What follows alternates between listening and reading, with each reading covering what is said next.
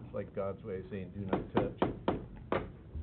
I'll convene the October 25th NID board meeting. Please rise for the pledge. I pledge allegiance to the flag of the United States of America and to the republic for which it stands, one nation, under God, indivisible, with liberty and justice for all.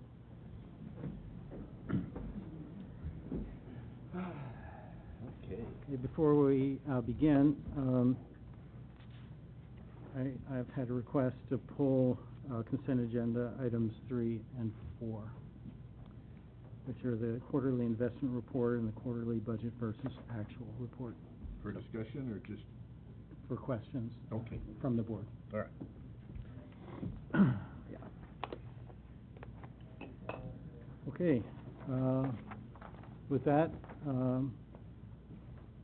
we'll move on to public comment on items that are not on the agenda.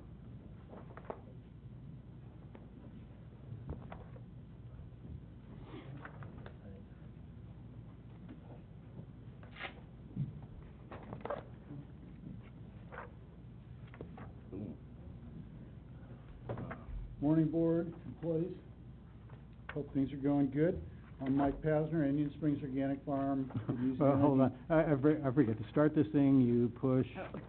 It's okay. Wait about 60 seconds. Well, you're not getting time, Mike.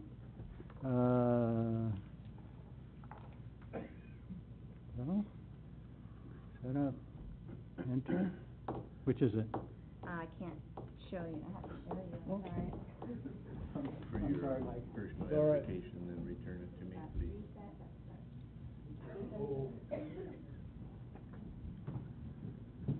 Okay. Sorry, Mike. Go for it. It's counting down. Then it would go to 6. We'll go to Okay, 6. It's all right. Fine. Good. Not complicated. Been using NID water for 31 years, farming organically with it. I have 3 issues today to discuss with you, or one-sided discussion with you since you can't answer. First thing is the Crap Dam, Centennial Reservoir and Power. This dam will never happen. You continue to spend millions of dollars on land acquisition. What will happen to this land when NID finally abandons this project? Will the homeowners and ranchers get their land back? Will it be trails built on it? Will it be donated to the land trust? Something like that, perhaps. Secondly is the lack of progress on NID's poison habit. Will NID still be using Roundup as a terrestrial spray now that it's been declared a carcinogen after using it for, 40 years? Will it be replaced with what? The spray committee that was formed by the board, does it have a name? Who's on it? Who did the board of directors appoint to this committee? Are these meetings public? And if not, why not? What progress has been made with this committee? Was herbicide drip directly into water discussed at this committee meeting? Did all of the directors' appointees show up for this meeting? Thirdly, Nick is not allowing questions after the general manager's report. Why not? Why was this discontinued? We used to listen to Rem, he'd give his report, and we'd ask him some questions, and that was a great way to get instant response to what your questions were. So how will all of these questions be answered that I just asked? I'm looking forward to your answers. Thank you very much.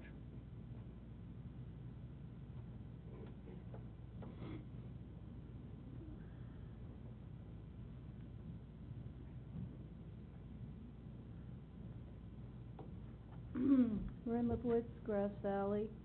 Bear is everyone's river. Dams kill rivers. We won't let you kill our river with the Centennial Dam. If anyone would like to join me, the Earth Pledge. I pledge allegiance to the earth and all the life it supports. One planet in our care, irreplaceable, with sustenance and respect for all. A couple meetings ago, I shared some information about beavers. Those were British beavers. Today, I'd like to share some information about California beavers.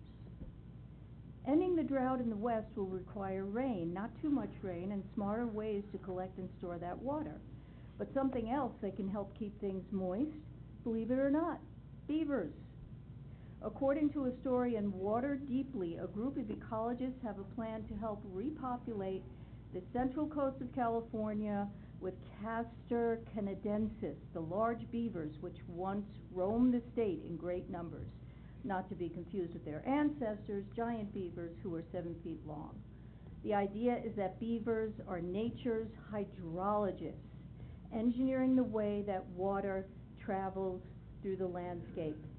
Beavers aren't actually creating more water, but they are altering how it flows, which creates benefits through the ecosystem, says Michael Pollack, an ecosystems analyst and beaver specialist at the National Marine Fisheries Service Northwest Science Center. I won't read the whole thing, I'll just end with, not everyone is a fan of Bring Back the Beavers.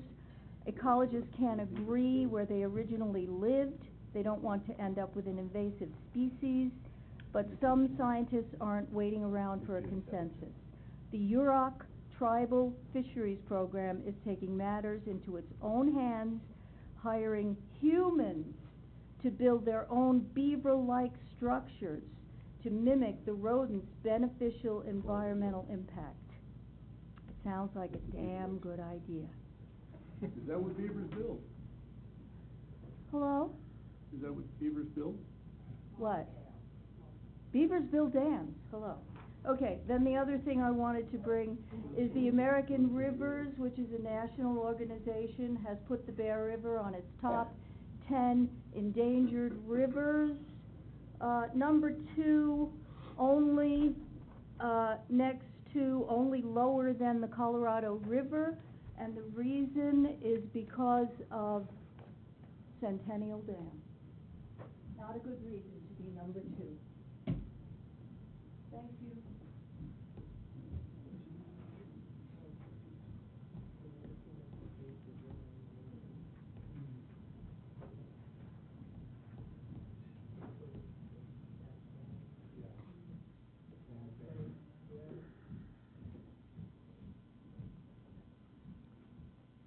Morning, Debbie. Good morning. My name is Debbie Tatunchi, and I want to just take this opportunity to thank the board for several things that I've been thinking about in the past couple months.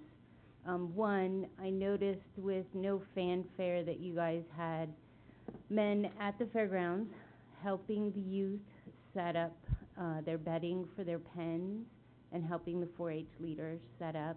And I just want you to know it was very much appreciated and noticed.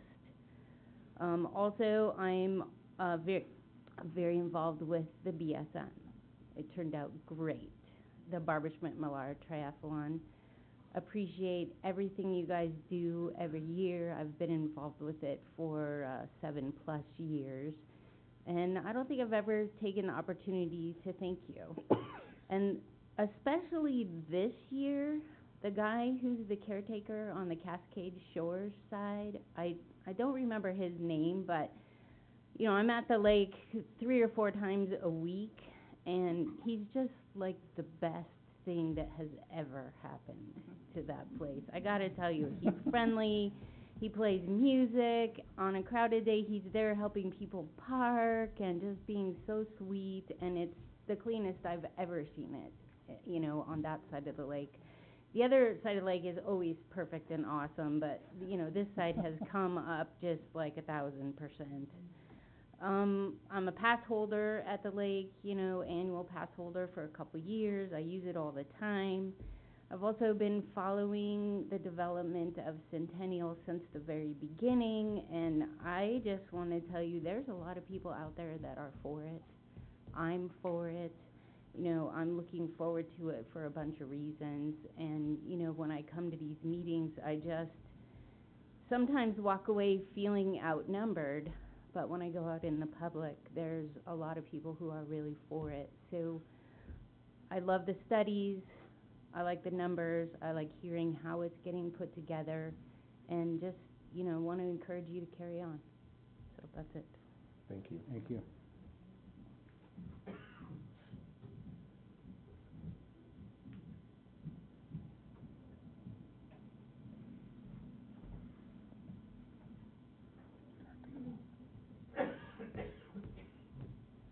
Diana Suarez, Colfax, California.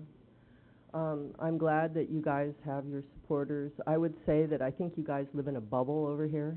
You've got Lake of the Pines that never goes to the Bear River and is unaware of the issues. You have a lady up in Cascade Shores, probably never been to Bear River Park and Campgrounds. There's a whole other county across the river called Placer County. They're starting to realize what's happening with this project. And what it is a gross redistribution of tax money from the Placer County side of the river over to the Nevada County side. Your recreation plans that are accessible on Magnolia Road will bring good business to Combi and Lake of the Pines and Nevada County. And the tax money and the revenue from that endeavor will go to NID and Nevada County.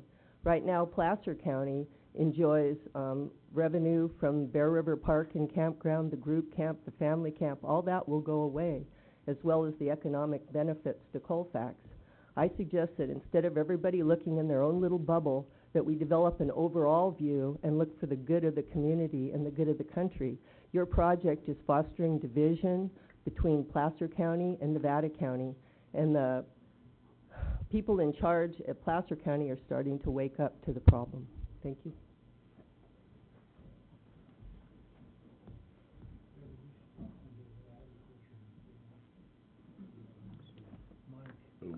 Mike, you're not, you don't have the floor. Anyone else?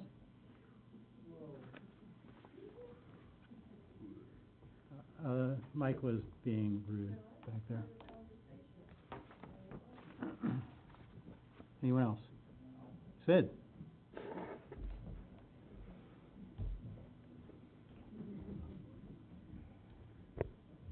Good morning, and I apologize for getting late. I don't know what was said before I arrived. I'm working a little bit slower these days, but I'll be back on my horse, no problem. What did you do? Personal, hand surgery. Oh, okay. So anyway, I'm fine, but because of this and some other issues, I was not able to attend the last board meeting. I looked forward to being able to watch it via our live streaming option, and when I attempted, there was an error, and I'm sorry. I wanted to contact staff before doing a board presentation, but last night I again attempted to watch the previous board meeting. It is audio only, and when we have, excuse me, audio only, it was very difficult for me to understand and figure out who was speaking. Audio only, you can't see the materials that are being referred to, and in my attempt to stay engaged and informed, so there's a few hiccups. So I would just encourage, I would like to know what the status is, and as I walked in, I see that it is live streaming, but I just want to know if there's, if whatever problem occurred on the 11th, if it has been rectified, and what mechanisms are in place so that if there is a glitch, that there's a way to try to get the information that has been dispensed during the live meeting. Thank you. Thank you. Anyone else?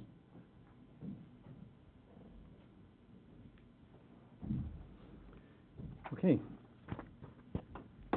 Close public comment. We'll move on to the consent agenda minus items 3 and 4. Let's, Mr. Chairman, with your permission, why don't we go ahead and do 3 and 4 and then approve the consent agenda as a whole? Can we do that? All right. But if we approve items 3 and 4, then that just leaves items 1 and 2. Either way, it doesn't matter. Okay, then let's move to item 3. I'm the person with the concerns. Good morning, board, staff. So this is regarding the quarterly investment, short-term cash and reserves. The paragraph that begins the 2017 spending plan, could you elaborate on this, on the contents of this, please? That one paragraph. Yes, this is the budget.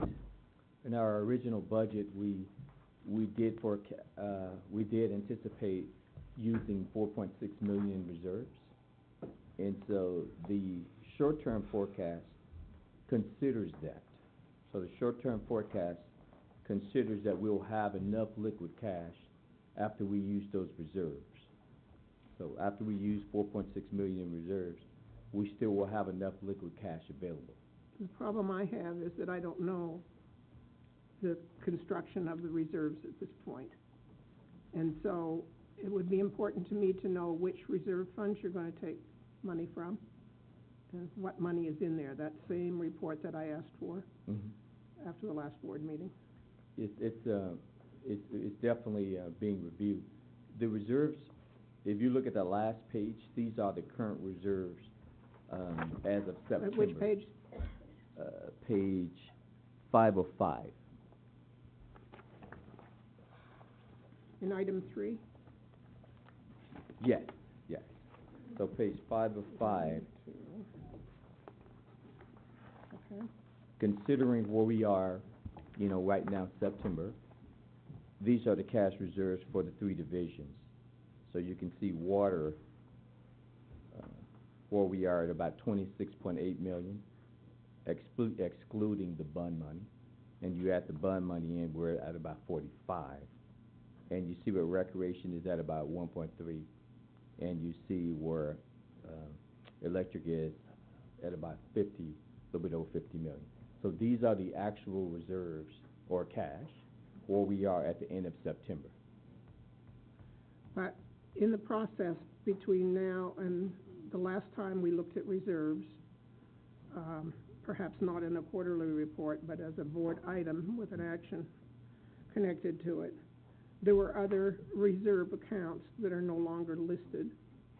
And in your late August of this year, response to my request for information, you mentioned that 2 reserve accounts had 0 balance, and I understood that you had eliminated them since there was no balance. Is that correct? Well, we just didn't reflect them, but they're still in an account. They just don't have any money in it. Okay. I just want to remind you that changing reserve accounts requires board action, and this has not come before the board. A review of the reserves has not come before the board in recent memory. That analysis, we're going to have it out, Director Weber, shortly, that 5-year analysis you're looking at. What would shortly look like? We're bringing it to the December 13th meeting. The November meeting? December meeting. The December 13th meeting. Well, that's not very comfortable since I sit here having to help make decisions about how we spend our money, and I'm not getting the information that I need. I need it sooner than that. I asked 2 weeks ago. We can have it. Okay. We can I have can it. provide the information you requested. So what would be the earliest that I could get that? I would say within 2 weeks. Okay. The end of this week? He said 2 weeks. 2 weeks. We can try for it by the end of the week. I'm sorry, I'm not hearing very well this morning. And what, Director, what we're doing is also, we're bringing recommendations to the reserve policy. Calculation of some of the reserves and the priorities in terms of establishing them. There's a little confusion in the policy itself, but we're bringing recommendations to the board to streamline that. This is really serious. We have a responsibility to keep track of these things. So as soon as you can get me the information, I'd appreciate it. I would just ask that whatever information is provided to Director Weber be also provided to the full board. I know that goes without saying, That's a standing board policy. but that is good practice. Well, I think, Director Weber, I think it's important at this point probably to meet with you, have you and I and Marvin sit down and go through so that we can solidify what the request is and understand what you're asking for. I think we can get to that point very quickly. Okay. All right, I'll have Christie set up a meeting. I think Will has a comment on item 4. Yeah, I have a question. It's page 5 of 33. It has to do with the property taxes, 2016 actual. It's $4,958,000. And in 2017, it's $11,350,000. Mhm. Why the difference? That was an accounting error. We didn't record them timely, and so when we get to the end of the year, I think we wind up recording them around November, so we were having some accounting problems. But when we get to the November report, you'll see that the other portion has been recorded. It was an accounting deal. So it didn't change? No, the cash came in. Yeah. And another question is, also, maybe you have the same answer. The interest income was $1,060,000, 2017. 2016, it was $5,899. That's the same deal. We had an accounting problem. We got a new controller, so things are a little bit more timely, but that was the problem. Last year, the accounts hadn't been kind of reconciled, so the interest investments hadn't been recorded in the books. They were in the bank, but just hadn't been recorded in the books yet. So it was similar type deal, yeah. Similar profit? Similar problem. No, but I mean the profit, the amount of money that was actually... It was last year, we're doing better this year. Well, yeah, I know the rates are up this year. There you go. Last year, I think around this time, it was probably about 600-some thousand, but we're actually doing better this year. Yeah, I see. Yeah, so based on the rates. Mm-hmm. All right, thanks, Marvin. Yeah. Okay. Anything else? Motion to adopt the consent agenda. All 4 items. All 4 items. Second? Second, roll call, please. Division 1, I can't vote yes on number 3, so I guess I vote no on all of them. That's fine. Division 2, Aye. Division 3, Aye. Division 4, Aye. Division 5. Aye. Okay. Moving on to special orders. Employee introduction.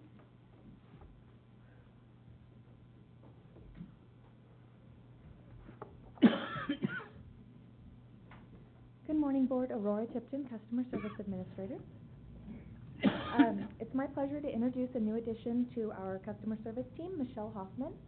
Michelle comes to us from the city of Roseville, where she worked as an administrative assistant and provided customer service and internal billing for the streets department. Michelle has been married for 15 years and has a son and a daughter.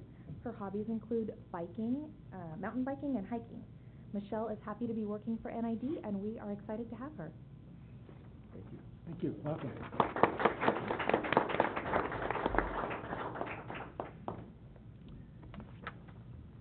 Good morning, Board, staff, public. Chris Stepanian, Board Secretary. I am happy today to introduce Catherine Schwartz. She is a new voice to the phones. You may have spoken with her already. She's Office Assistant 1. She's in Central Files.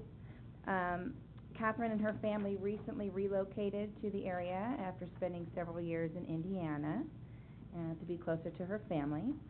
She has experience in all aspects of general office support, including running a front office and marketing, and possesses many different skill sets and values strong work ethic and positive attitude.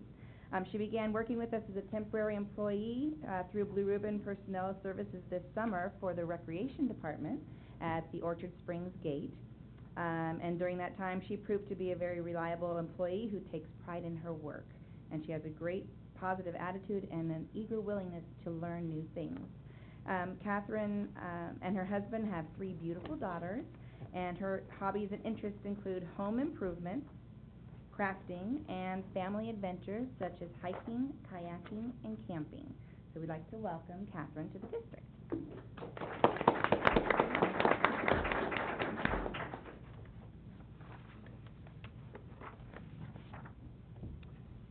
Okay, thank you very much. Welcome. Moving on to general orders. Number 5, Dutch Flat 2, Chicago Park Systems, real property acquisition.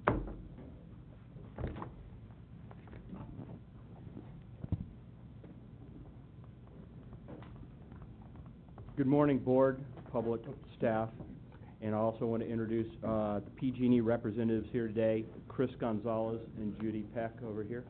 Welcome. This is item 5 on the agenda. The intent is to request adoption of Resolution 2017-33, Dutch Flat 2 and Chicago Park Systems Real Property Acquisition, project number 6927, acquisition of fee title and easement interest affecting lands of Pacific Gas and Electric Company in Nevada and Placer counties. I wish before we proceed with the presentation, I'd like to go back some of our history of what we're up to. Over the last few years, we had 5 anticipated acquisitions in the upper country to protect our rights on our facilities. Out of these 5, 2 are complete using the system we're discussing today. Those 2 that are complete are above Fuller and Bear Valley houses are complete with our negotiation with PG&E, and it worked very smoothly. In addition, the below Fuller item, which is, I'll say, number 3, is almost complete and we're almost closed. The 4th one is Dutch Flat Chicago Park Systems. We just got approval earlier this year to move forward with that, and we're just getting started. However, the system of the RON process that we're requesting today is working effectively with PG&E. And the 5th item is the discussion today, which is the Dutch Flat number 2 and Chicago Park property acquisition. What I want to do is give you an understanding of where we are as far as all these acquisitions. These are the 5 anticipated acquisitions that we use for our operations.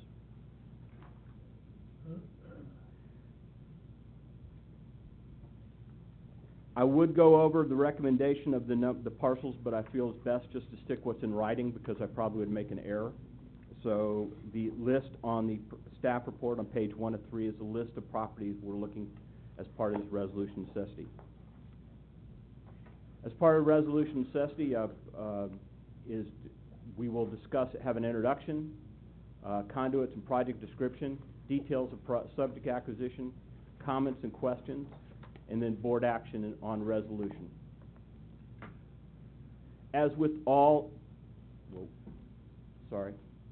in all resolutions, we must determine 4 items: public interest and necessity to require the project. The project is planned or located in a manner that is most compatible with the greatest public good and the least private injury. The property sought to be acquired is necessary for the project, and the offer required by Section 7267-2 of the California Government Code has been made to the owner of the record of the property to be acquired.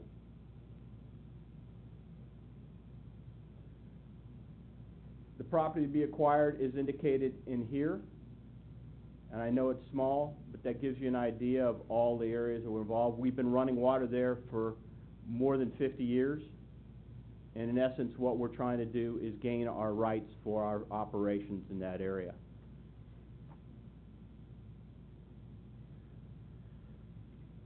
Whoops, sorry about that. Still learning this. No. The project necessity, the Dutch Flat 2 and Chicago Park Systems are part of NID's Yuba Bear hydroelectric project. FERC Project 2266. Yuba Bear project was approved by FERC in 1963. Thereafter, NID began development of the system. The Dutch Flat system are necessary for NID operations to convey water for hydroelectric power generation and for consumptive water purposes. As far as communication with PG&E, we have had, in 2015, we had an appraisal site inspection. In November of 2015, we had initial written offer sent to PG&E. 2015 through 2016, we have notice intent to PG&E. 2016, board adopt a resolution on Bee Alarm Road and Stump Canyons. Those are part of this, somewhat of these groups. Sorry, this little triggers. And then when we discuss with PG&E, we have revised the offer. PG&E has, and the reason we revised the offer is PG&E has existing easements and facilities in that area, and our current easements recognize the current PG&E facilities and the rights to get on those properties to do whatever they need to do. And then we did a supplemental notice of intent sent to PG&E for this meeting. At this point, man, I am sorry. This is really sensitive. At this point, I would request that we open public comment and then close public comment, then have any board questions, and then I will request a board action. Okay. So this is a formal public hearing? It's a public comment period. Public comment, okay. Well, I'll open it now. Is there any comments from the public on this item?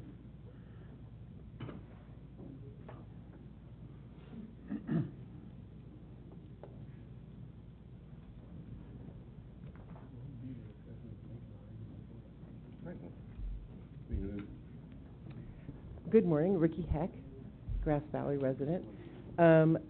On these property acquisitions, I don't see anywhere in the staff report or the backup information what the cost of this is going to be to the district.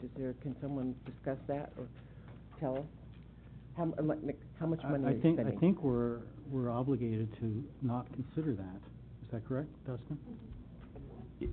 Well, it's appraised value. It's appraised value, and it's not a lot of money involved. Well, so for the purposes of the public and the record, so are you able to disclose the appraised value of the property? Yes, but I don't know what that number is today offhand. Does anyone know? What I request of the board is we can close the comment period and then we will respond accordingly. Very good. Yeah, so we'll answer that question. Okay, thank you. And then how many acres does this represent amongst for the fee title, not the easement, but the fee title? Okay, so happy to answer that after. That's fine. That's fine. I just want to get my questions out. This will be quick. And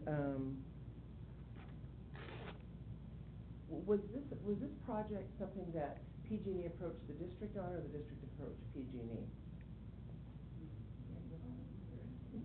So, okay, those are my questions. Thanks. I'll take them the answers later.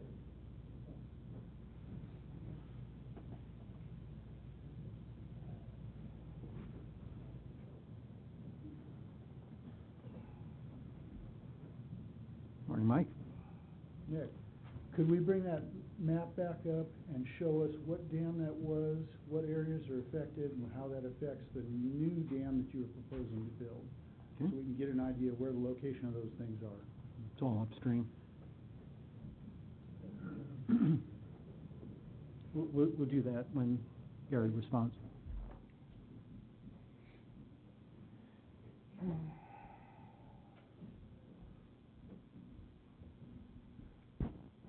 Sid Brown, Nevada City. I've been trying to pull up the background material, so it's been slow. So I have questions about public use of this area, previous public use, any rights-of-way or recreational access that has been enjoyed by PG&E in the past, and will that transfer if NID continues and concludes this project with the acquisition? So I am concerned about public access and continued public access. Thank you.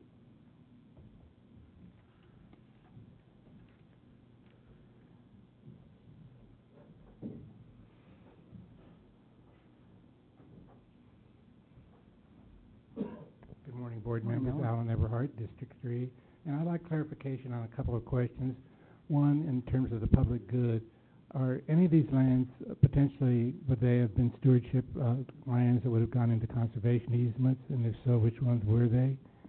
And the second question is about water rights. Is this going to affect your water rights? You're going to have to do any petitions for changes? Thank you.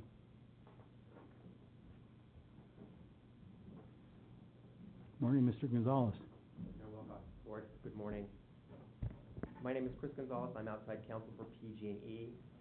I'm here today more as a formality to lodge objections for the record should we not be able to resolve the matter internally as the litigation progresses. I'm cautiously optimistic that we have cleared the final hurdle in the Bowman-Spalding conduit acquisition and can use that as a roadmap going forward for this and the other acquisitions that are pending.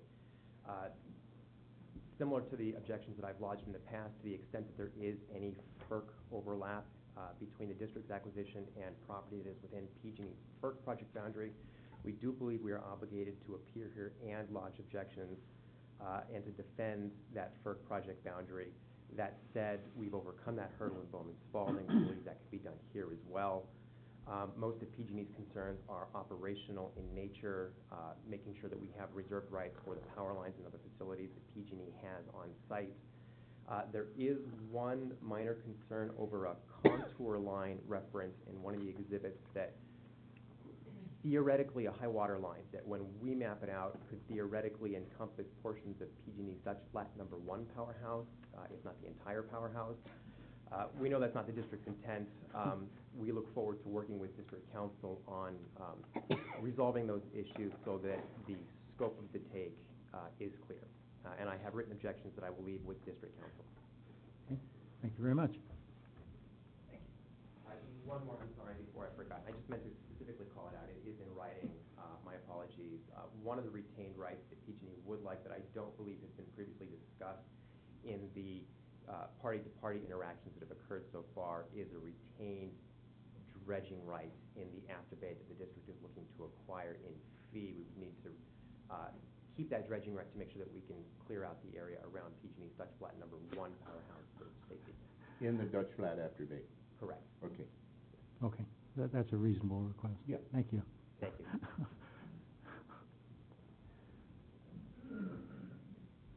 Any other public comment on this matter? And board questions?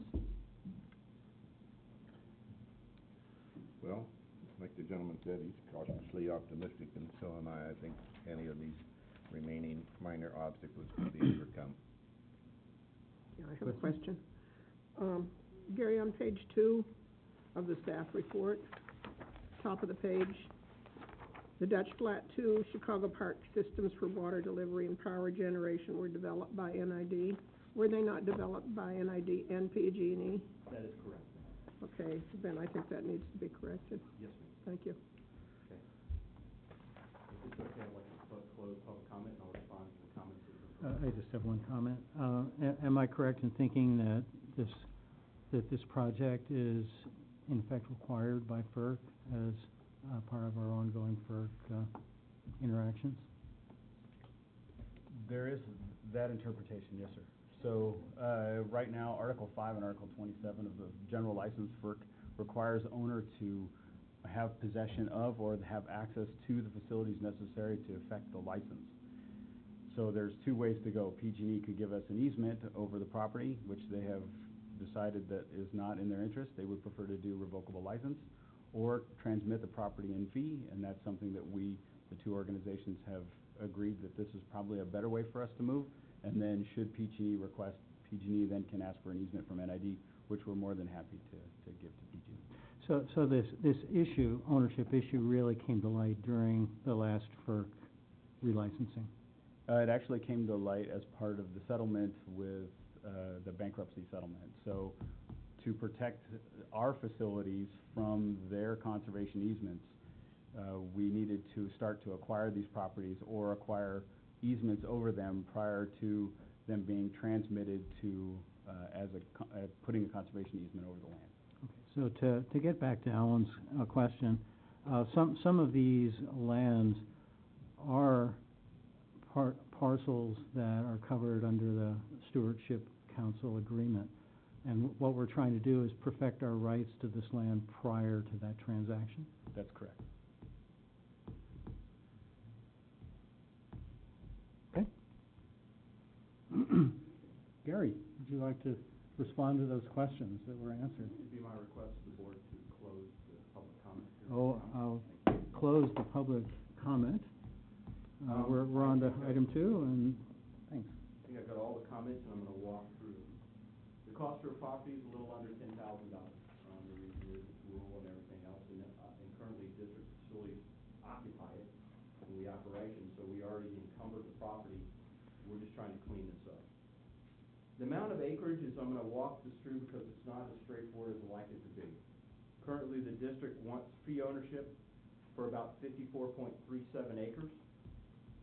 Proposed road easements for 2.03 acres, and a spillway easement for 1.06 acres. It's in the package on the back. Why are we doing this? I think that's self-explanatory on the previous discussion here. However, the district is trying to protect our rights to run water, which this is critical to maintain our operations in our facility. What dam this drops into is the Rollins Dam, and it goes into the Rollins facility. Public use of the easement, the district easement rights are not for public use, they're district rights. If underlying property owner, on the easements in particular, if the underlying property owner wishes to make them available for public use, that is between the public and the private owner, not between the district. The district does not convey public use as part of our easements. We convey use to do the district operations to maintain the district facilities.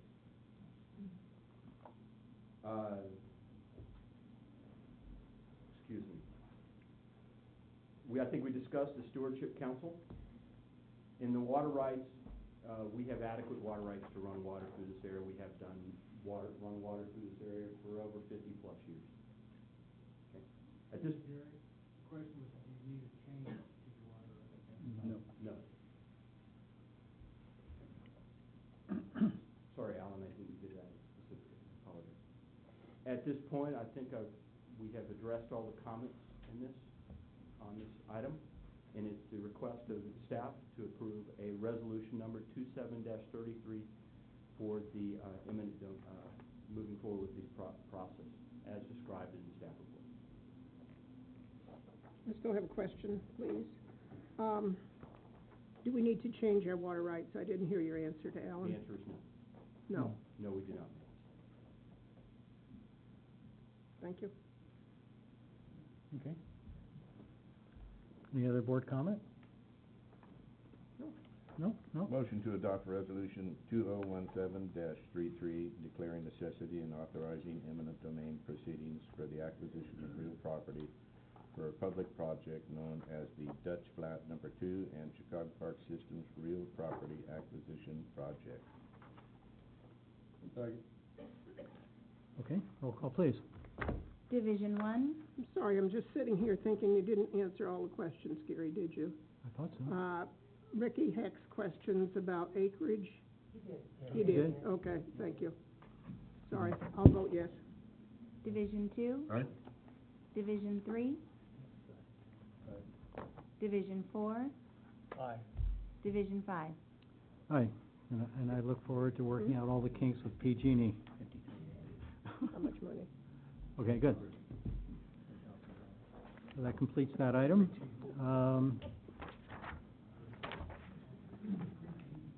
Let's move on to item number 6, the Loma Rica Reservoir Cleaning Project. And you're up again, Gary. Yes, sir. Board, public staff, I wish to introduce item number 6. And this item is the 2017 Loma Rica Reservoir Cleaning Project. As part of the Loma Rica project we're currently working on, we are actually putting a pipe through the reservoir to fix a leakage issue we have. As part of that project, it was made available that we have the reservoir out of service, and it would be a good opportunity to clean the reservoir. Thanks to the generosity of the management section of the budget, we are requesting to transfer approximately $200,000 from the management budget to the engineering budget called the Sediment Removal Program. That program is just started. This will be the first time this program has actually been funded in the history of the district. The intent is to remove 15,000 cubic yards of materials from the reservoir, and we got a second price from Hanson, and they had about 12,000 cubic yards. The recommendation of staff to contract with Lorraine Construction in the amount of $200,000 for the removal of 15,000 cubic yards of dirt and debris from the Loma Rica Reservoir. And approve the staff report. Approve the budget amendment. Budget, I apologize for that. Question, Will. Where does it go? We're getting a really good price because we're going to store it on property adjacent to our facility, let it dry out, then we're going to dispose of it from there. So it's not a full disposal, it's just to get it out of the reservoir as we refill it for the winter. It's mostly silt? It's silt, sand, gravel, a little of everything. Yeah, I've seen the spots. Yeah. So in the past, the county's been willing to take some of this material. When we did the Cascade Pipeline, they wanted to extend their runway. Will they take some of this material? It's our intent that they will. And we have talked to them, yes, they want the dirt. They want the dirt. Do they buy it? No, we give it to them. We extended the runway part of Lower Cascade somewhere in the area of 200 to 300 feet. So there's some big holes at the edge of those runways. It'd be nice to fill them in for the safety of the public. Okay. Good. Good use of the material. Any other board comment? Just one, it says in here, we're gonna take out 15,000 cubic yards. Is there gonna be somebody on site for cubic yard removal monitoring? We'll probably do some surveys. I will answer, I don't have exactly how we'll do that, but we will monitor it, sir. All right, thank you. Good. Any public comment on this matter? I was gonna ask who moved it.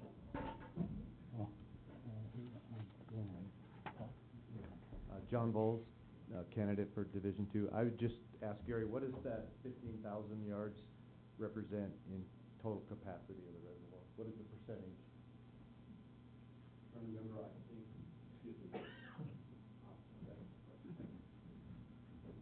Mr. Bowles.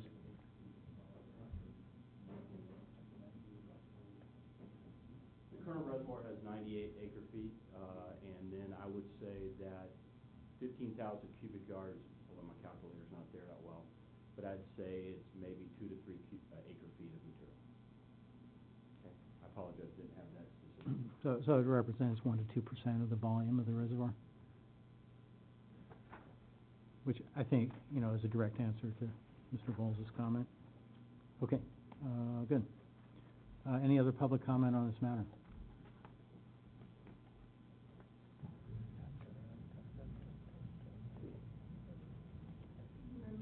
Grass Valley, question, is mercury a factor? And if not, is that because of location, that it wasn't in line of mining operation? Question. Chip, you want to take that?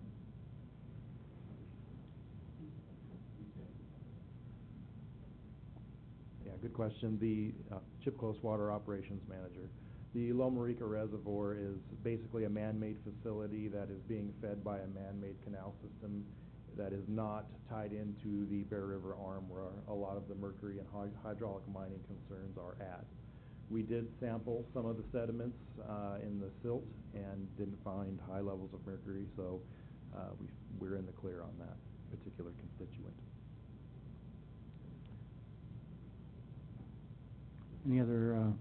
Any other public comment? Seeing none. Any further board comment? Seeing none. Motion to approve a contract with Lorang Brothers in the amount of $200,000. Approve a budget amendment request to transfer $200,000 and authorize the general manager to execute the necessary documents. Okay, thank you. Any closing comments, Gary? No, sir. No, okay.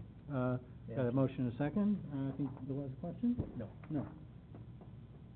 Motion, second. Roll call, please. Division 1? Aye. Division 2? Aye. Division 3? Aye. Division 4? Aye. Division 5? Aye.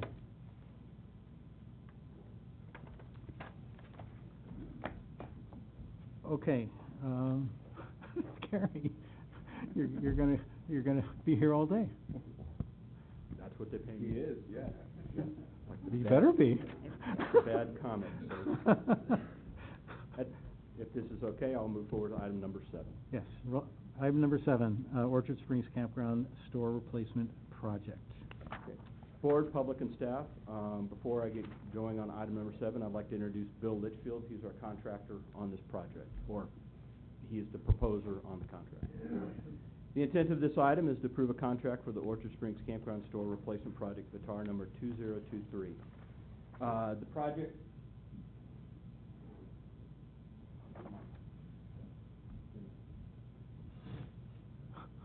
is, and probably be best if I held it here so the public can see it. Here, give it to me, Gary. Okay, thanks. The project here includes a building for the campground store and also some storage areas and plus an office. And then the original design included an overhang, as you can see to the left. That left overhang was to have seating and also a playground underneath it. That was to reduce this, because it gets kind of sunny down in that area. We bid out to 7 contractors, received 1 bid on June 1st, 2017 in the amount of $569,811.42. At this point, we evaluated our budget and the costs, and we determined that it would be best if we sat down and did reductions. Those reductions included removal of the roof over on the left-hand side over the patio area and the playground, in addition to some other minor issues throughout the site, and including the roof won't be the steel roof, it will be the asphalt at this time. As we move forward, we reduced the price with reductions with working with the contractor to the amount of $449,294.55. Staff has transferred money in part of the APC into the budget on this project, and currently budget is available. Bill Litchfield, as it references, has been in the area for a long time, as indicated, and there's references both from the contractor and our consultant, who is the architect, indicating that the prices seem like they're reasonable, but it's just been tough. There's a lot of work going on right now.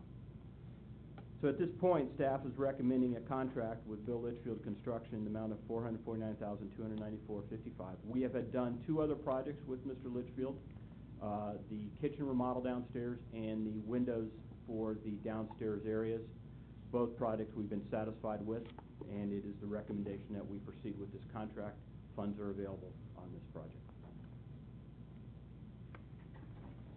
So where did the funds come from? The board?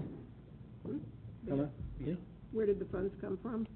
The predominance of those funds, we picked a bunch of stuff, but the predominance, about $200,000, came from the generosity of the finance department, Marvin. He had a project that was not going to be fulfilled this year, and Marvin generously offered 2/3 of those funds, which was about total was $200,000 to $300,000. That was for a software package that was not going to be able to fulfill this year. But we are going to get that, though. Yes. In 2018, right? Yeah. Okay, so in the previous item on the agenda, you have a budget amendment request and where the money comes from. And when you do a budget amendment for any project, I would appreciate getting that same form for each one of these. Yes, ma'am. We will do Please. that in the future. I apologize. So it is important where it comes from. Yes, ma'am. And my recollection is that the details of the budget amendment were fully discussed in engineering committee? APC. Or APC. But And I'm it was not getting approved. those Yes, minutes, that's right. so I can't track that. Um, I wonder why, for a store, you would hire an architect to do this when a design build would probably be less expensive. And knowing that costs are up now for construction, that would have been a serious concern. I think you've lost a good part of the store is needed, badly needed. I have no problem with that. And it will bring in business. But the overhang in front, which had to be eliminated to prune the cost a bit, is an important factor. And I hope that that's going to be put back in the form of some kind of a canopy that might be less expensive. But why would you hire an architect when you already know you're going to have a tight budget? Well, we did not know we were going to have such a tight budget. I'm going to say that. The costs have been escalating all year. Yes. The construction costs. We felt that in this model, particular item, that's good. You have a very valid point. It could be both ways. But we felt that doing the design up front, make sure all of staff is on the same page, because this is the interior of this building is not as straightforward as you'd like it to be. You know, there's a lot of opinions and issues such as that. By having an architect, we can line all those up so everybody's on the same page. And so I felt it was my recommendation and my procedure to move forward with a standard model, which would be designed and built based on the design. That And was a decision I made. What was the fee to the architect? I think the architect was about $25,000, if I remember correctly, Director West. Thank you. Okay, any other questions, Nancy? No. Other board comment? What is the interior like? I Yes, was just asking about the interior. Can you describe the interior? I could describe it. There's basically four rooms. One is the main room where we have the sales area. The other is a storage area, and the third is an office, and there's a fourth kind of mechanics area. If you desire, I have the plans with me. I'm happy to pull those out, but it would not benefit the public at this time. But I'd like to see them at some point, so if you could have them for the next board meeting. what I can do is I can make a copy, if it's okay with the board members, I can make a copy of the interior layout and put it in your box, in your mailboxes. That's okay? Thank you. Is that possible to post on the website? Yes, ma'am. We can do that. Thank you. I can post the whole set of plans on the website. I agree with Nancy's concern about the importance of having the overhang for the recreation area for the children and other patrons. So as we move forward, I think the district should look for opportunities to do that in maybe a less expensive way, or have our own do that, or do some reasonable facsimile. I think that's an important component. I agree. All right. How many feet is that? Square feet? The area of the overhang. It looks like It's significant. I would say that the overhang's about 12 to 1,300 square feet, if I remember correctly. 1,300. Seems like an important area. Yes, it is. When we conceptually laid this out, we looked at at that issue. To be honest with you, the conceptual layout got bounced around about 10 times, but we came up with a really good solution here. So the store is not a cafe, right? No, but the intent is such that the store can feed out to the seating area that's on the left of the store, such that people could sit there and get food from the store through a open area, a passway.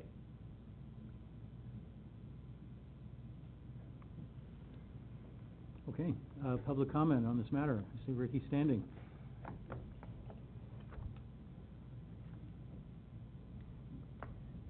Thank you. Ricky Heck, Grass Valley.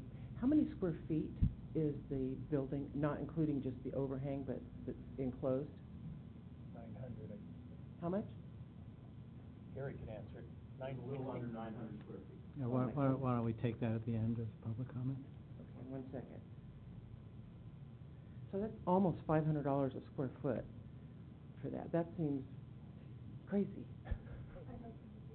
I think that seems crazy. By the way, I did want to say, Bill Litchfield is an awesome contractor, and I'm so delighted to see that you're working with our local folks, so I think that's terrific.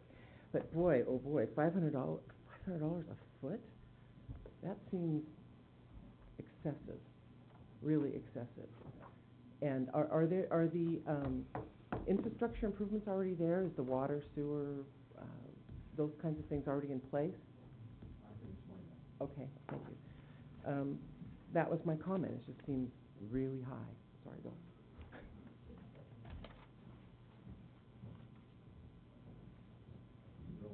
Bill, do you want to talk about the market? You've been in up there, Bill. Sorry to put you on the spot. Good morning, board and staff and public. My name is Bill Litchfield. We really struggled with this project and the price, and it does seem high. However,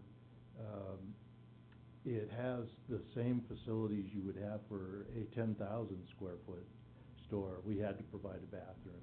We had to provide the Americans with Disability Act upgrades to the parking, the access, and so on and so forth. So we've had to provide a lot of amenities to serve a 900 square foot store. That's part of the price. And the other part of the price is just the real world we live in the United States of America. We have prevailing wages. The lowest skilled person on this job will be taking home $51 an hour, and the higher skilled people will be taking home close to $70 an hour. And then, of course, we have workman's comp and Social Security and all the markups on top of that. So it's just a fact of life. The prevailing wages are a juggernaut. They go up every year significantly. And I think we'd have all been more comfortable if you would have gotten several bids on this. But we priced this project in a competitive environment. And we would point out that we have done maybe 60 to 70% of the public work in the area for these type of jobs in the past several years. We have low overhead, we're very competitive, and I'm sorry that's what the building costs. Thank you very much.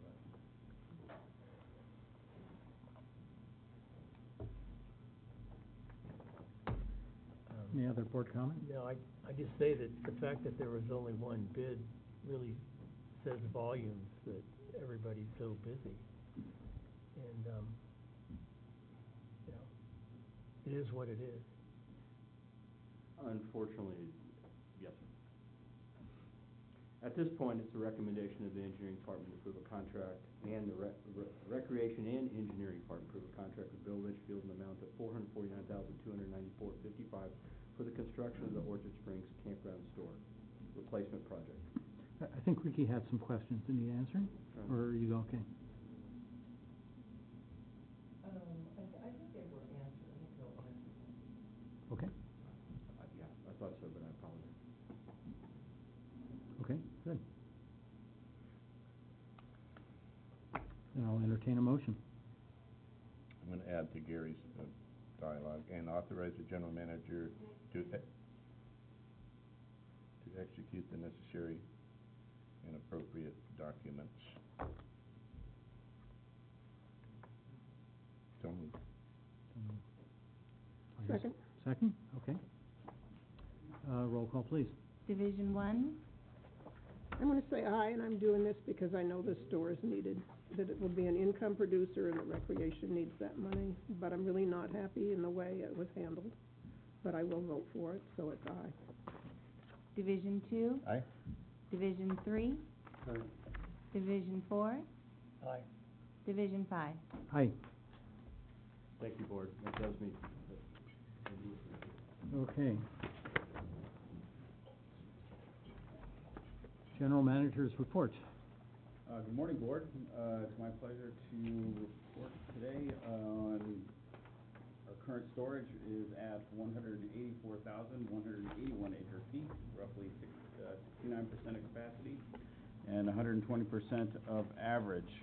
What's not falling average is falling off quickly is our Bowman Lake precip. We're currently sitting at 1.65 inches, which is 42% of average, so we're behind.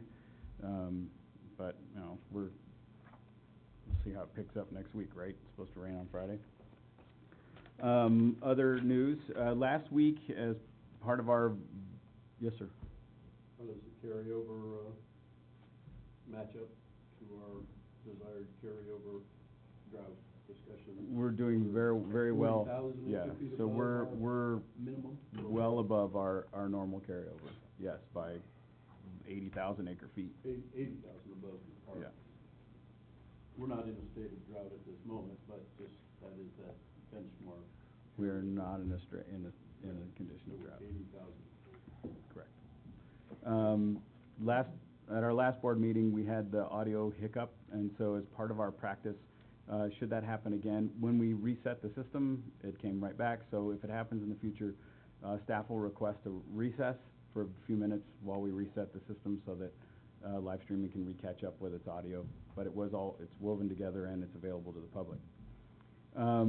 I was asked to update the board on the Scotts Flat workshop, or the WHO committee meeting that addressed the Scotts Flat, the gate issue at our spillway. It was well attended. Staff is currently reviewing options that were provided by that group. We're meeting internally in the first week in September, and then we'll be reaching back out to that group. November, I'm sorry. The IPM, the Integrated Pest Management Grant, we have made it into the second round with the DPR grant. We are That's a $300,000 grant to do pilot scale implementation of some of the academic research that they have. So we're going to put that on the ground here shortly. We have, I don't know if we're working on or we have the contract done with Mr. Bartel out in Penn Valley to support Amigo. Amigo has been selected for, he'll be relocating to Penn Valley, to Portland for a little bit to take care of some health issues. So we'll have also Don Macon, Flying Mule, Dan Macon, Dan. Flying Mule coming in Good. to support us, as well as the Plumas Corp, to help us with that IPM development. I'm also pleased to let the board know that the California Water Commission met on Wednesday the 18th. The commission found that NID Centennial Water Supply Project the commission concurred with staff's finding and the application is complete and meets the basic eligibility requirements. So our project, along with the first 12 out of the 24, is over the first wicket. But I will preface that with their disclosure. Applicants should note that confirmation of the applicant's completeness and basic eligibility does not ensure a funding award and does not directly impact the project's score or eventual ranking. Completeness and basic eligibility are defined by the regulations governing the water storage investment program. The Commission's potential action validating the completeness and basic eligibility of a project means that the project meets the requirements of the regulations at this time. So we've just got past the first hurdle. This is just saying, they're just saying, yes, you've submitted a package, and yes, we think it's valid. Yes, sir. Mr. Passner had some questions about the Vegetation Management Committee. Yeah. Can you speak to any of that? So the committee met one time. It provided a number of I had a question on what you just said. Oh, Okay, well, let's take Scott first. Okay. Yep. And what were you just saying? You were talking, so we made it over the first, but similar to a callback in the theater, wasn't there a percentage of people who didn't? Right now, right, so the only 12 projects have made it through the first round, through this, out of 24. Okay, so we're. So, but it doesn't mean that they're not gonna take those projects on at a later board, at a later commission meeting. Oh, They're really? just, these projects are the ones that they've let through so far. I just thought there was more significance to the fact that only half were advanced. I see. Yes, ma'am. Thank you. So I have a cold and I can't hear very well, but I Okay. didn't understand. Our application was approved, It was accepted. was accepted, and what does that mean? Well, half of them weren't. Just that. It's complete. So all they did was say that it meets the basics. So their comment was that the finding that the application is complete and meets the basic eligibility requirements, which all means is that they're saying that the application is acceptable and they will now bring it into their process. And this was the money that was somewhere around $2 million? This is $12 million. $12 million 11.9. for recreation and habitat restoration. Correct. And we have made direct application for that?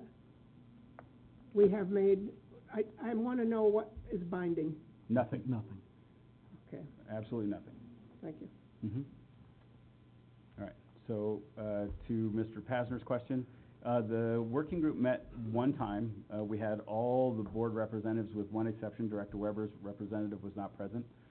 We collected all of their recommendations. Those recommendations were provided to Amigo. Amigo is working on decompressing those and putting them into blocks so that we can start some pilot projects. I know that we've gone out to a number of properties to ask people if they would let us come and try some of those recommendations, meaning steam or some other forms of vegetative control. We did discuss both aqueous and terrestrial applications, and that will all be moving forward as part of not only this IPM grant with DPR, but also our internal process. When that working group convenes again, I don't know. We have yet to set that. Really, it's up to Amigo and our other consultants as we move forward. Yes, sir. I think Mr. Passner also had a question about the necessity for public notice and public attendance at such ad hoc committee meetings. Can you speak to that, Dustin? These are not ad hoc committees. This is not a committee. This is an internal, there are no board members in this meeting. And this is just staff working It's a with working group. a working group of folks that you have appointed, as well as our ag commissioners and others. Okay, well then my question is there any requirement for public notice and involvement in this committee? No. Thanks. I have a question. Okay. Rem, you mentioned Dan Macon. Isn't he there? Is he there on behalf of the UC Cooperative Extension? That's why we're bringing him in, yes. Okay, so you have all the benefits of the Cooperative Extension involved in this as well? Correct. Yeah, because you mentioned Blind Mule. I know he does that too. But Mm-hmm. So he's coming in as the farm advisor? Correct. Okay. Shall I continue? Okay. Thank you. There was a question at our last board meeting about Shelby's Pond. Shebley's Pond, sorry, I messed it. So there's, staff has been working to figure out where Shebley's Pond is. There's actually two ponds. One is much further up on private property. The pond that's on our property is within the FERC regulatory boundary. That's Greenhorn you're talking about? It's on Greenhorn, yes. Yeah. So right at on, as I understand it, Butterfly Creek, as Butterfly Creek comes into the Greenhorn side of Rollins, there is the original Shebley fishery. Two of the fish ponds are actually below the water line, but the regulating pond that was visited by folks is above the reservoir, just at the top of the ellipse.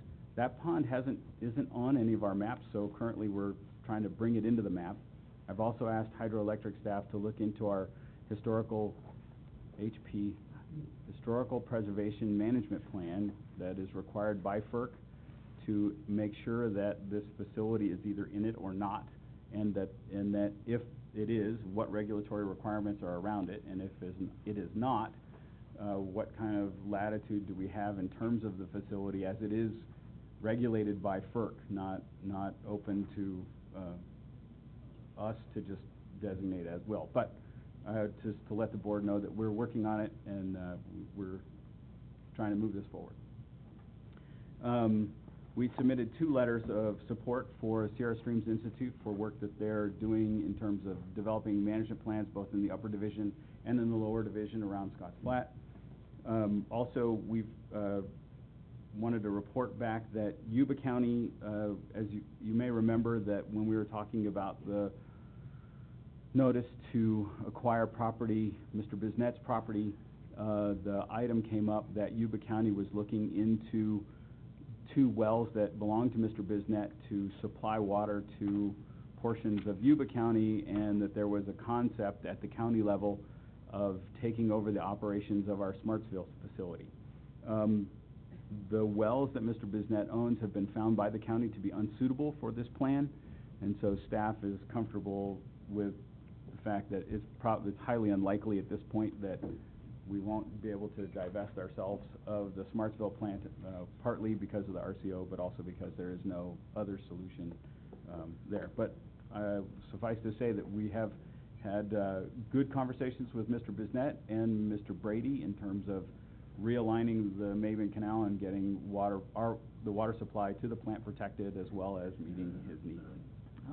Before you move on, okay, so the wells are unsuitable. Are they unsuitable due to insufficient capacity? Insufficient capacity. Okay.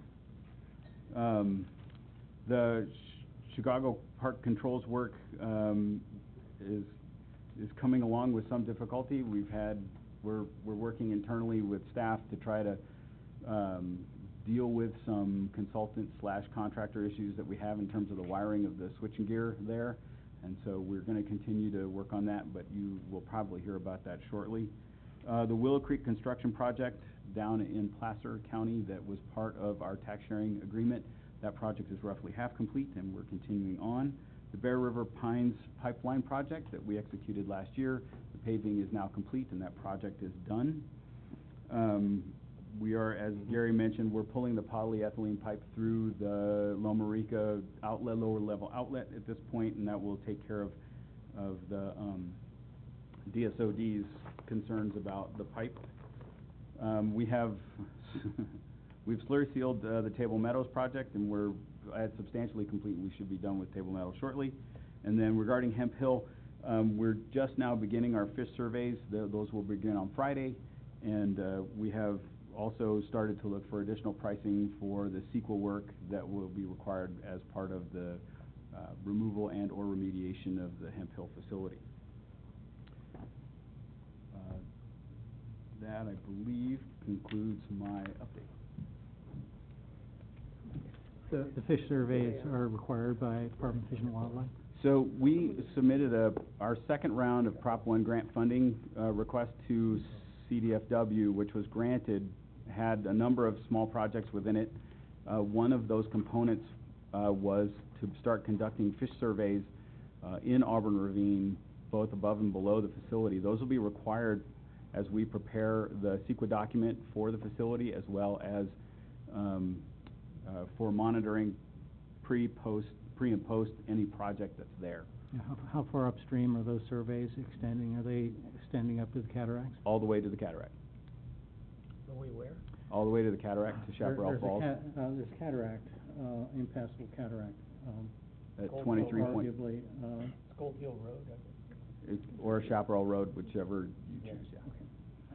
Which basically inhibits salmonids from going upstream up to Gold Hill Dam. That's what Fish and Wildlife has told us, yes. And Fish and Wildlife is in full agreement with that? Yes, that at mile marker, it's roughly 23, mile marker 23, the cataract precludes salmonid passage. Okay. Is there any attempt, oh, sorry. Go for it. Yeah. Is there any attempt to look above Chaparral Falls to ensure that there's nothing made it up there? Not in this study, no. It would be speculation that if they were to go up that way. Someone said they saw it up that way. Wouldn't be part of the analysis. It wouldn't be part of our analysis, no. Fair enough. Anything else? That's it? That's it.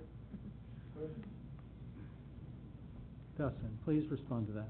Well, it's not required by the Brown Act, but it's board prerogative if you would like to allow public comment or questions on the GM's report. It's up to the board. Let the man speak.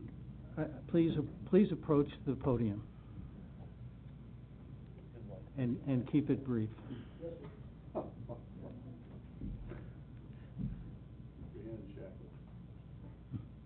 Mike Pasner, Indian Springs Organic Farm. Questions on two of the topics. The first one was there were three people, Amigo, Dan Macon, and who was the third person that was mentioned for the project that was going on? This was not the Vegetation Committee. I couldn't hear it correctly, and I don't know what was My said. representative was not there. He had a prior commitment and wasn't contacted early enough for him to That's the change it. Vegetation Committee. This was a guy from Penn Valley working with Dan Macon and Amigo. It was before you discussed the Prop 1 money. What was that guy's name? It wasn't a person, it was the Plumas Corp. It's an organization. What's it called? The Plumas Corp. Plumas Corp? Plumas Corporation. What is that? It's an environmental organization that we work with. We're currently working with in the upper division on English Meadow. So they have a number of environmental biologists, and we're using them to help us as we move forward. Yeah, they're based in Roseville? No. Yeah, Quincy. Okay. Thank you. Okay, good question. Second question. Back to this Vegetation Management Committee, which is apparently what you're calling it. Not a committee. Not a committee, it's a working group. Who is on it? When does it meet? Is this a public meeting? And if not, why can't the public come to this working group meeting? It's not a public meeting. It's a staff level meeting. I don't know all the names off the top of my head. Why can't the public come to it? Because it's not a public meeting.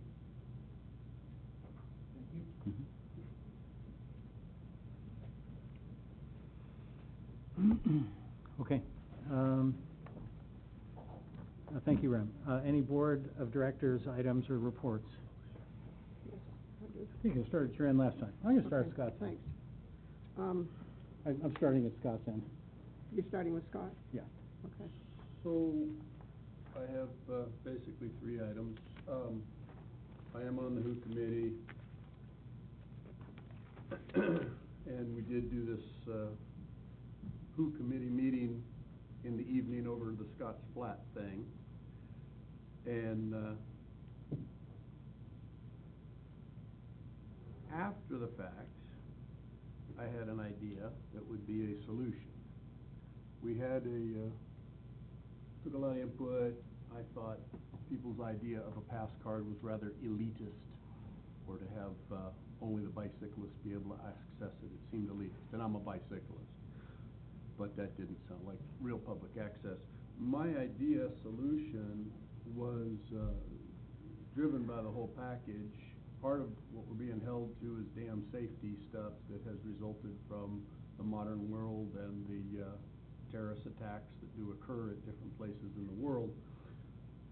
I thought we should lock the gate open and lock it closed when we hit, I believe there are 4 threshold levels by the national government or Department of Homeland Security or whomever sets the color codes, and I may be dating myself if it was Bush that had these and if we still don't do the color codes.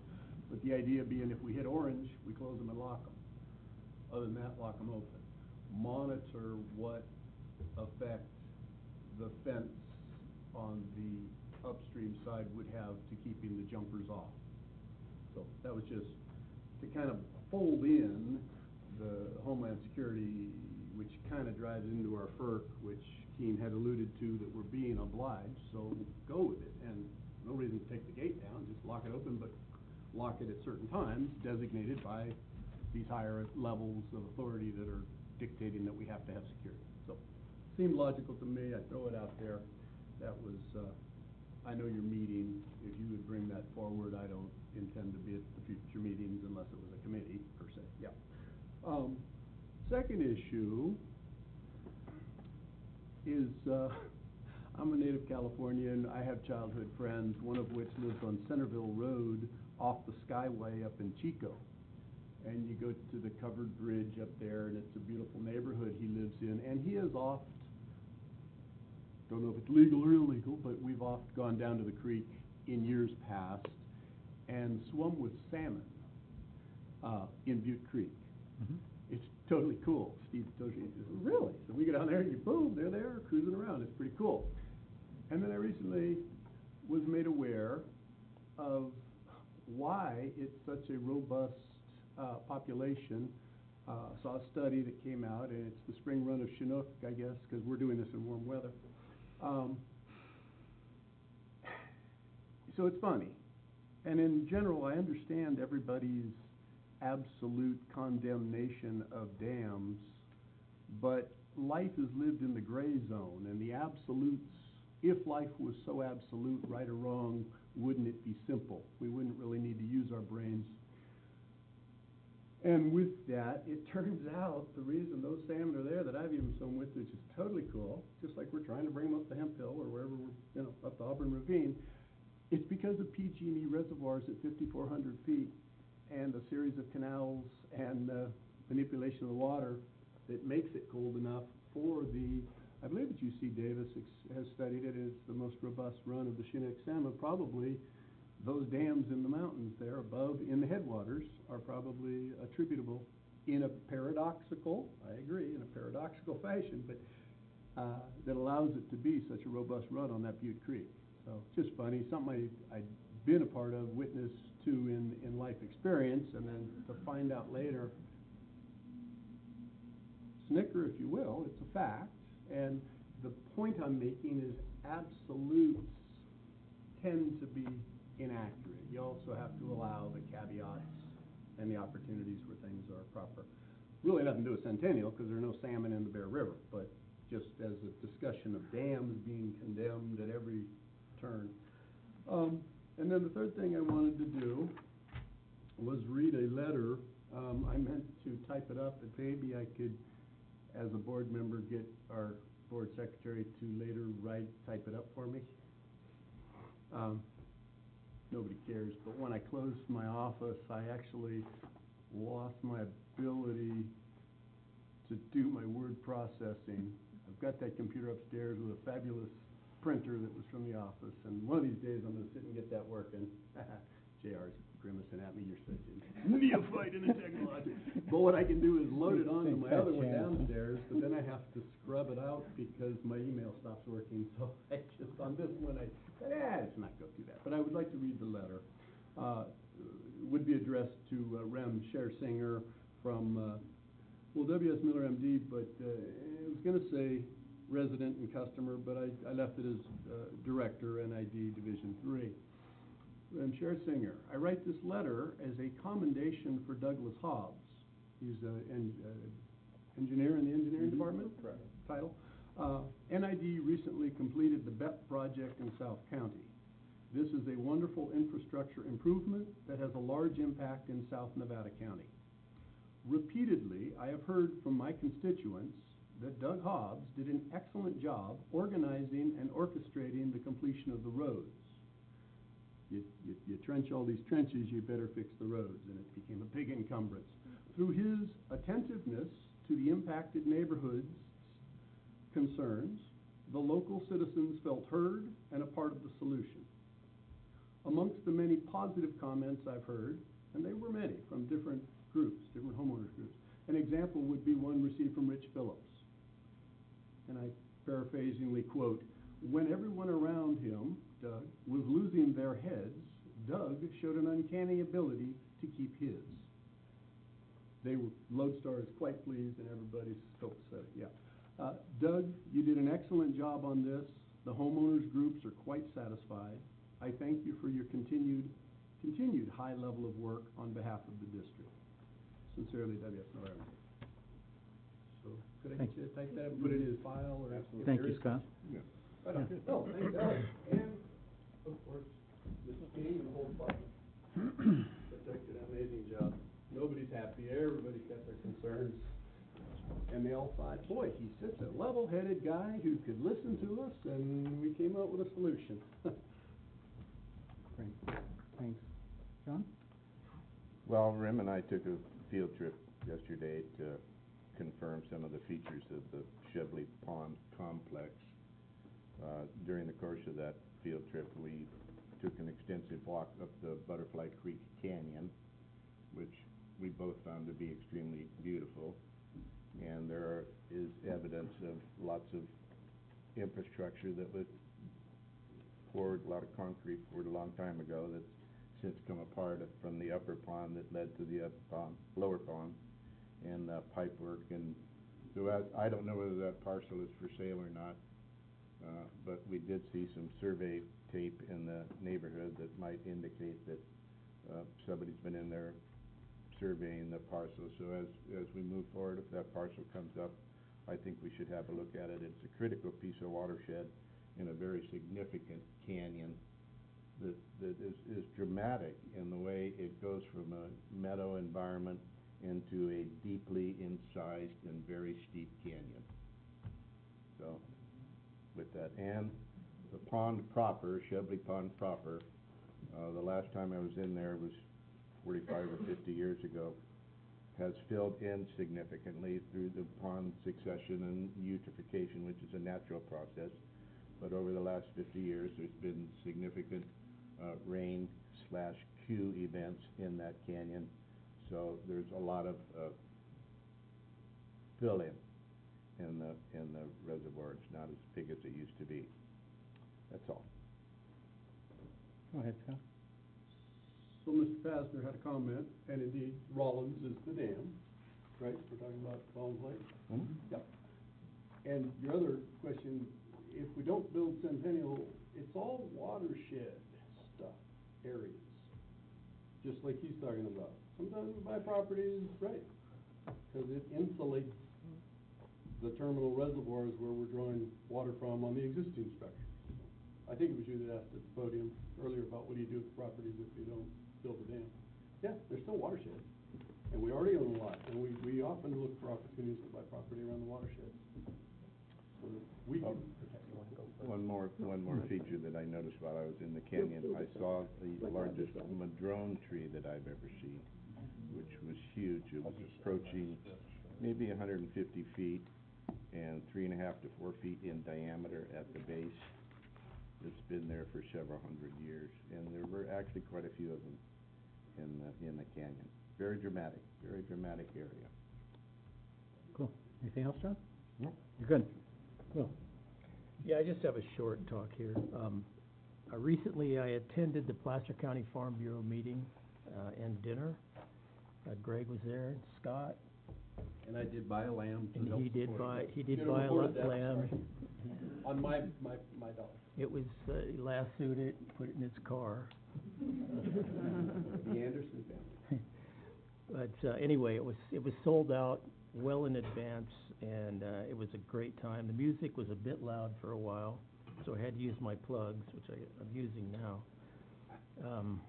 And November 4th, I believe it is the Nevada County Farm Bureau dinner, I believe. Mm-hmm. That's correct. Confirm that. That's correct. Yeah, I wish I could attend that, but I have another commitment in my other life, but that's all I have to say today. Nancy? At the beginning of last week, I had a request from a constituent on Newtown to leave water in that ditch in order to be able to fill the DeMartini Pond, which was used by helicopters to dip water during the Lobo fire. And that request was denied, even though I came back and asked it a second time. And I gather the reason is there was a project in Penn Valley, probably the major project that's going on there, that required that the ditch be closed. So I think we need to begin to plan for an extended fire season, maybe working with CAL FIRE. When it's dry, I know this from living 20-some years in the county, when it's dry and there's a north wind, it's an almost unstoppable fire. And water sometimes makes the difference. The ponds to dip out of for the helicopters, and the canals to fill the tankers, the water trucks. So I think we need to not just fix 2 canals so that they work, but we need to consider the whole area. And so my request would be that we look for what we're going to do in a delayed summer season that extends through maybe all of October, and plan ahead. And any projects we have that require canal closures need to be scheduled earlier in the year so that they can be completed beforehand.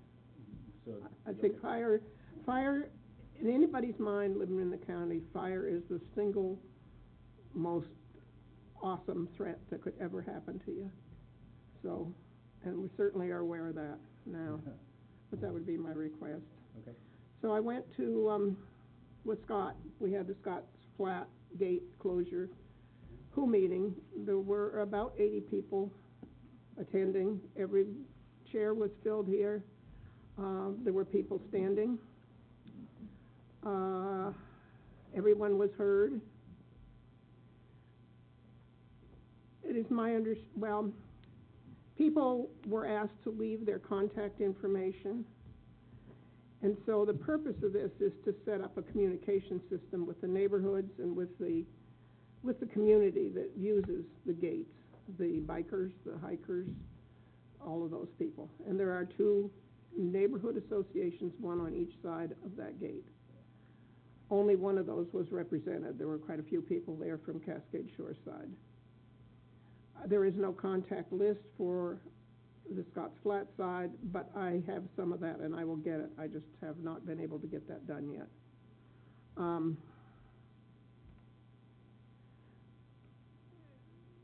Over and over again, we heard testimony from people who use this access in so many ways, and a pleading, actually, for NID to find some solution to open it up. So out of it came a process, hopefully, which will be carried out, to meet, to have a committee to meet, but to make these public meetings, so, because there are more than 10 groups represented there. There are probably close to 20. And so In order for people to feel that they can participate in this, it's important that it be a publicly announced meeting and that other people be able to come and have a chance to say something. These are the people who will help with a solution.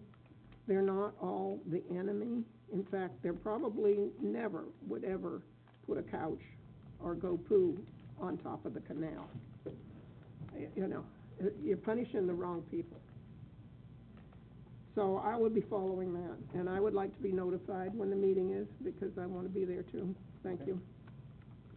So I'm going to read, and I have a copy of this for you, Chris, what my request was to Marvin that I made after the last board meeting, because I didn't have it written out in advance.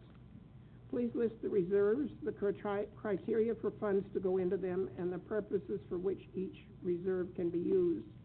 Specified minimum and maximum balances, any interest that is accrued, the beginning amount each year, itemized and dated withdrawals and the purpose of them. Also, please list the balances at year's ending. Please note restrictions on their use, and please do this for the past 5 years. And I would appreciate your sharing this report with REM and other board members. So this was submitted on the 12th of October, and again today, and I will leave it here with Chris. I also requested for an accounting of the centennial budget for the last 3 years, and I didn't put that in here because that was pretty straightforward and in the last board meeting. That's coming at the November board meeting. Okay, thank you. Are you good? I'm good. You're good, okay. Just want to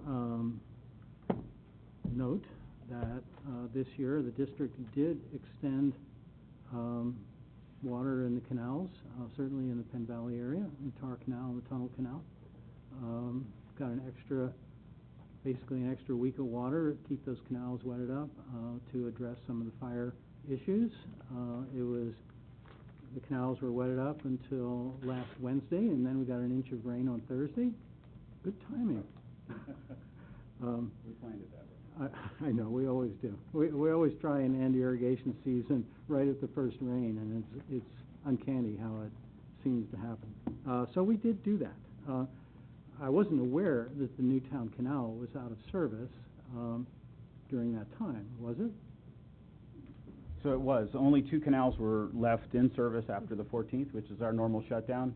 Those 2 being Tunnel and Tar, because they were within the fire-affected area, and firefighters were currently using those facilities to put out and maintain suppression services in there.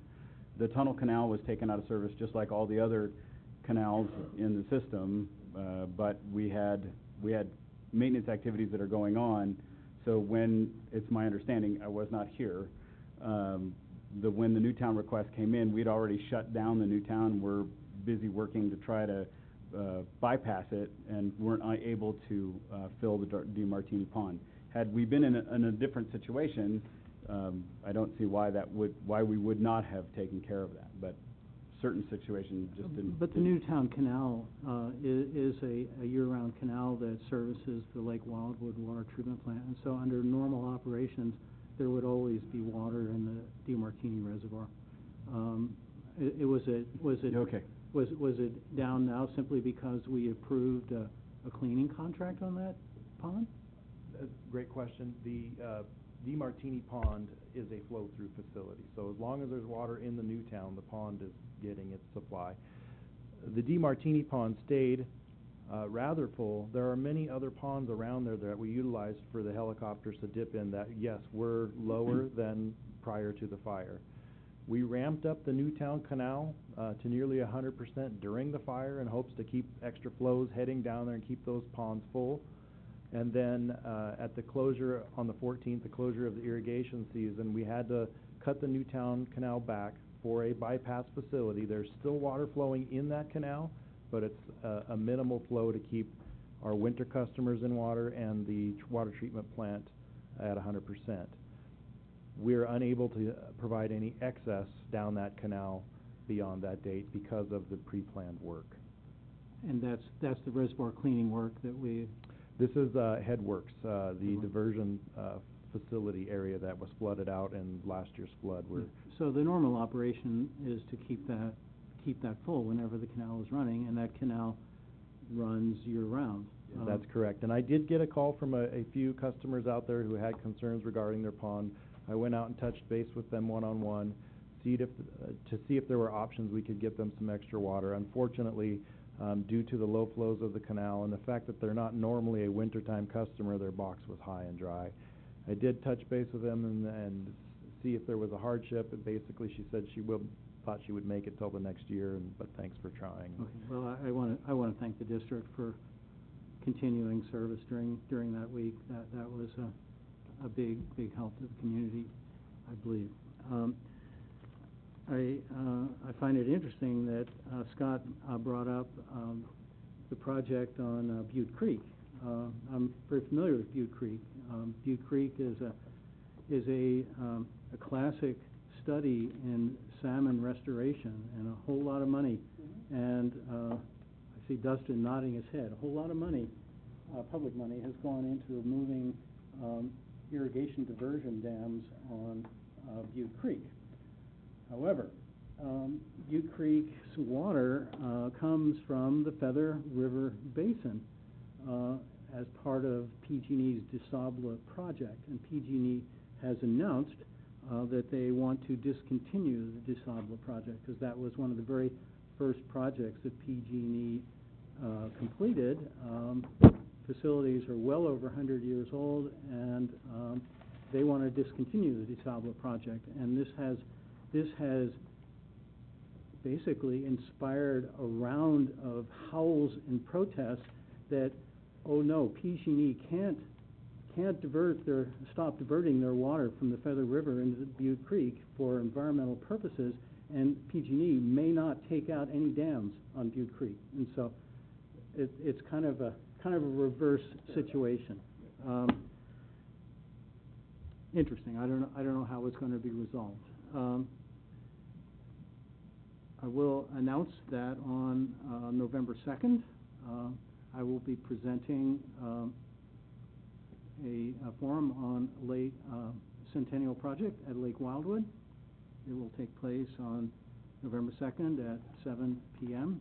in the community center. And I suppose if you know somebody in Lake Wildwood and can get through the gate, people are welcome to attend. I'd like to dovetail on Nancy's comments on the importance of having water in the canals, and in addition to that, Will indicated that there was an excellent article in the Union on the role that NID played in putting out the fires, and all of the water that was available in the canals and in the fire hydrants and in the reservoirs was all water that came from reservoirs. You put out fire with water. Sure works best.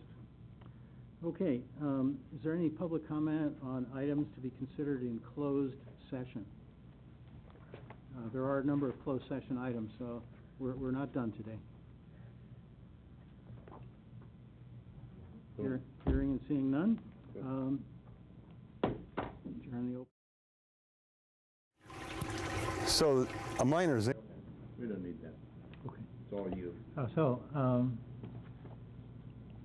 Close session, reopen public session, and Dustin, please read us out of closed session. Okay, it is 11:56 a.m. The announcement from closed session. As to the first item of closed session business, the claim of Oak Mesa Drive. Motion was made by Director Drew, seconded by Director Weber, and unanimously passed to reject the claim and to instruct staff to prepare appropriate notices. As to the matter of the labor contract, a memorandum of understanding with AFSCME regarding wages, terms, and conditions of employment. Motion was made by Director Weber, seconded by Director Moorbeck, to ratify the tentative labor agreement with AFSCME and adopt resolution number 2017-30. That motion was unanimously passed. The next item of closed session business was the benefits and compensation plan, wages, hours, and terms and conditions of employment with managers and unrepresented employees. And upon a motion by Director Weber, seconded by Director Morbeck, the board unanimously adopted resolution number 2017-31. The next item of closed session business was administrative policies, personnel. And upon a motion by Director Weber, seconded by Director Morbeck, the board unanimously adopted resolution number 2017-32. As to the remaining items of closed session, direction was given to legal counsel and the district's real property negotiators. Thank you very much.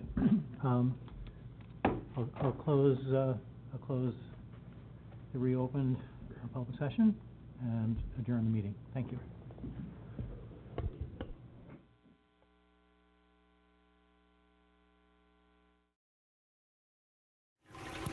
So a miner's inch is very simple. It's basically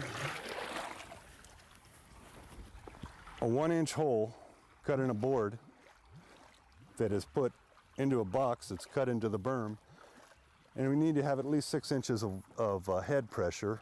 The water level has to be at least 6 inches above the orifice to give it the force to push it through there. It gives a constant delivery 24/7 of a source of water, and this equals about 11.22 gallons per minute, or about 16,000 gallons a day. That's what you'll get through 1 miner's inch. So, very simple system of measuring water, and as the saying goes, if it ain't broke, why fix it? So this is how we still do it today.